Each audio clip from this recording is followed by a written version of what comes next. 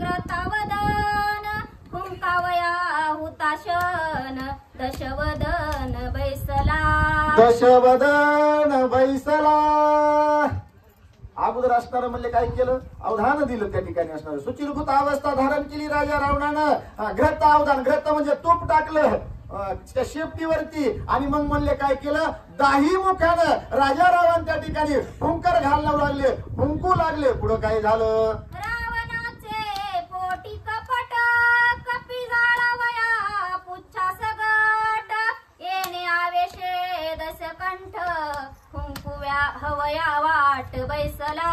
हो मात्र ही कृती करण्याच्या अगोदर राजा रावणाच्या मनामध्ये काय म्हणले होतं त्या ठिकाणी बघा कपट करणं काही योग्य नसतं आणि कपटानं कोणतंही कार्य केलं त्या ठिकाणी तर सिद्धीला जात नाही. मात्र त्या ठिकाणी मग काय होतं या मी तर सांगून गेलं ना विपरीत बुद्धी विनाशिक आली अशी अवस्था होती या. मात्र मनामध्ये कपट धरून म्हणली आता माझ्याकडे बारी आली का फुंकण्याची मी एकदा अशी फुंकर मारतो याची शिफ्टी जाळून टाकतो. हे मनामध्ये कपट होता राजा रावणाच्या आणि कपटानं ही कृती करण्याकरता पुढे गेले अवधान दिलं फुंकू लागले. मात्र कपट असल्यामुळं पुढे काय झालं रावणाचे निज चित्ती माझे निमुखे पुच्छ प्रदीप्ती सांग जळालिया मारुती जगी मरकिती स्फुरेल. हो जगामध्ये माझी असणारी कीर्ती म्हणले पसरल ही कीर्ती होईल कशानं मी आता हा तोंडानं जाळ फुकला आणि हनुमानीच्या शेपटीला म्हणले आग्नी लावला ही माझी कीर्ती जगभर पसरल म्हणले. कोण विचार करतय मनोगत मनामध्ये चिंतन राजा रावणाचं चालू आहे त्याच्यामुळे बाया माग सारून पुढे गेलं हे गिराईक आणि फुंकायला सुरू केली. पण काय असतंय बघा आले देवाजीच्या मनात येते कोणाच्या आता ईश्वराला काय मंजूर हे काय माहिती काय करून घ्यायचंय ती. परंतु गर्वाचा फुगारा मनामध्ये कपट धारण करून चिंतन करून कार्य असं करायचं अपकीर्तीचं त्यानं कीर्ती होत असते का. राजा रावणाचा हा विचार आहे पुढे गेलं फुंकर घालू लागलं 10 तोंडानं फुंकू लागलं. असं फुंकतेत करायचं आता नाही राहिलं ते जुन्या काळात होतं फुकारी चुली पुढे बसायचं तीनदा आपटायची नाही जाळ लागला की पुन्हा म्हणायचं काय करावा. पण राजा रावण मनात दात खाऊन पुढे गेलं म्हणले मी एकदाच याची आता शेपटी पेटवितो आणि याच्यामुळे माझी कीर्ती होईल असा विचार केला फुंकू लागलं. काय झालं रावण तोंड परते करी हनुमान पुच्छे उचलीवरी पडला अपमान राजश्री केली बाबोहरी खांडमिशा.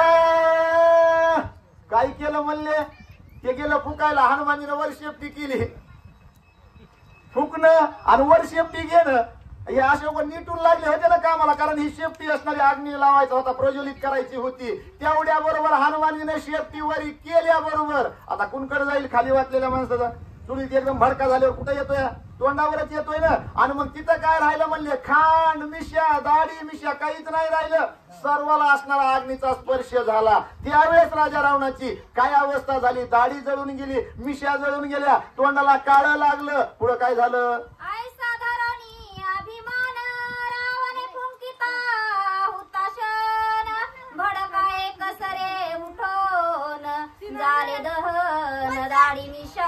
जशी असणारी शेपटीवर उचलली होती तसा राजा रावण माग सरकलं म्हणली आता एकदाच मी फुंकर घालतो असा अवंका धरलेला होता अभिमान होता मीच या शेपटीला जाळ लावतो म्हणून. पण हनुमानजीने अशी कृती केली एकदम अशी वर शेपटी उचलल्या बरोबर तर भडका झाला आणि भडका झाल्याबरोबर तो तोंडावर सगळा भडका म्हणले गेला अग्नीचा. त्याच्यामुळे राजा रावणाची दाढी मिशा सर्व काही असणाऱ्या जळून खाक झाल्या तोंड काळे झालं. म्हणून नाथबाबा सांगू लागले प्रथम प्रारंभी अपमान दाढ मिशांचे झाले दहन सिंहासनी काळे वदन लज्जयमान रावण. प्रथम असणारा म्हणले त्या ठिकाणी अपमान केला हनुमानजीने या शेपटीच्या साह्यानं. दुसरा असणारा पराक्रम दाखवला की दाढी मिशा खांड मिशा सर्व काही असणाऱ्या जळून खाक झाल्या काळं तोंड झालं. ज्यावेळेस राजा रावण राजदरबारामध्ये गेले विराजमान झाले आणि सर्व या प्रजेसमोर त्या आसनावरती विराजमान झाले. वर बघायला गेलं हे गिराईक खाली बघू लागलं म्हणले त्या ठिकाणी असणार लज्जायमान अवस्था राजा रावणाची झाली. कीर्तीची झाली अपकीर्ती दुसरी लज्जा रावणा प्रती पुढे काय करील मारुती चिंतावरती रावण. ज्या राजा रावणाची एवढी असणारी म्हणले कीर्ती होती, या कीर्तीची अपकीर्ती हनुमानजीनं आपल्या शौर्याने, कार्यानं, कृतीनं, बुद्धीनं त्या ठिकाणी केली.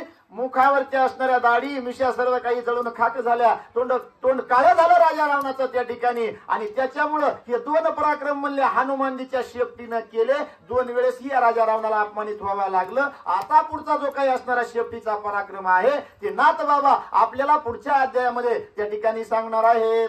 एका जनार्दना शरण हे प्रथम पुच्छ प्रकरण, पुढे राक्षसा गांजणे पुरदहन अवधारा. हो, एका जनार्दन स्वामीला माझ्या मी गुरुला त्या ठिकाणी शरणागती पत्करतो आणि त्यांच्या कृपा आशीर्वादानं जे मला ते बुद्धी देतील, माझ्या वाणीवरती असणारी प्रभू रामचंद्राची जी काही कृपा विराजमान होईल, मला बोलायला लावते ना त्याप्रमाणे मी बोलण्याचा प्रयत्न करील. मात्र मी असणारा या ठिकाणी निमित्त मात्र आहे. हे सर्व माझ्या गुरुच्या कृपेनं हे सर्व ज्ञानामृत मी तुमच्या समोर देऊ शकलोय. याच्यामध्ये माझं काहीही नाही. हा पहिला असणारा पराक्रम या ठिकाणी या शेपटीनं दाखवला. दुसरा पराक्रम असा पुढच्या अध्यायामध्ये करणार आहेत की सर्व राक्षस सैन्य असणारा त्या ठिकाणी गतप्राण करणार आहेत. आकांत होणार आहे सर्व राक्षस मंडळीचा. याचा पूर येणार आहे. हे पूर दहन किंवा ही शेपटी असणारी आपल्या अग्नीच्या रूपानं त्या ठिकाणी सर्व या लंकेचं दहन करणार आहे, नाश करणार आहे. मात्र हे कथा भाग ही सर्व असणारी गोड असणारी कथा श्रवण करण्याकरता